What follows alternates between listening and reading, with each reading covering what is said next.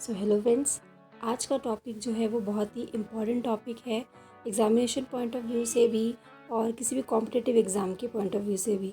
आज का टॉपिक है मीज़ल्स। मीज़ल्स जो कि बहुत ही इम्पॉर्टेंट डिज़ीज़ है। मीज़ल्स को रूबियोला के नाम से भी जाना जाता है। मीज़ल्स जो है एक वायरल डिज़ीज़ है जिसका कॉजिंग एजेंट पैरामिक्सोवायरस है।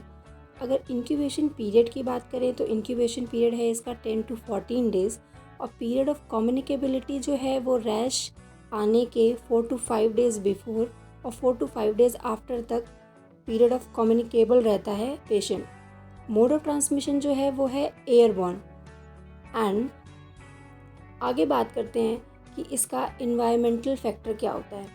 इन्वायरमेंटल फैक्टर जो है विंटर सीज़न, इसका मतलब कि मीज़ल्स की जो डिज़ीज़ है ये विंटर सीज़न में ज़्यादा देखने को मिलती है। और मीज़ल्स की जो डिज़ीज़ है ये बहुत ही ज़्यादा इम्पॉर्टेंट डिज़ीज़ है। किसी भी एग्ज़ाम में इस डिज़ीज़ से एक ना एक क्वेश्चन आता ज़रूर है, इसलिए इस डिज़ीज़ को बहुत अच्छे से देख लीजिए। इसके पॉइंट्स जो मैंने लिखे हैं बहुत ही इम्पॉर्टेंट पॉइंट्स लिखे हुए हैं। अब बात करते हैं क्लिनिकल फीचर्स की। क्लिनिकल फीचर्स में इसमें प्रोड्रोमल स्टेज और इरप्टिव स्टेज देखने को मिलती है। प्रोड्रोमल स्टेज में जो सिम्टम्स मिलते हैं वो हैं कोराइज़ा, कंजक्टिवाइटिस, कफ, कोप्लिक स्पॉट, जो कि बहुत ही ज़्यादा इम्पॉर्टेंट क्लिनिकल फीचर है इस डिज़ीज़ का, हाई फीवर। और इरप्टिव स्टेज की अगर बात करें तो इसमें आता है रैश, जो कि ईयर और फेस से स्टार्ट होता है। तो ये हैं इसके clinical features. Now comes to the complications. तो अगर कॉम्प्लिकेशंस की बात करें तो इसमें मोस्ट कॉमन कॉम्प्लिकेशन जो मिलता है वो है ओटाइटिस मीडिया। अगर इसके एसोसिएटेड फीचर्स की बात करें, इसका मतलब कि मीज़ल्स की डिज़ीज़ में कौन सा ऐसा फीचर है जो पेशेंट में देखने को मिलता है, तो डायरिया जो है ये पेशेंट में मीज़ल्स की डिज़ीज़ में ज़रूर देखने को मिलता है। आगे बात करते हैं हम मैनेजमेंट की। तो मैनेजमेंट जो है मीज़ल्स डिज़ीज़ का वो symptomatic treatment, nutrition, ivy fluids और एंटीबायोटिक्स पेशेंट को प्रिस्क्राइब करते हैं।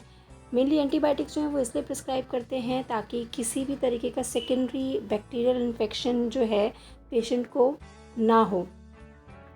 और पेशेंट में symptomatic treatments, IV fluid, nutrition, ये तो इम्पॉर्टेंट है ही।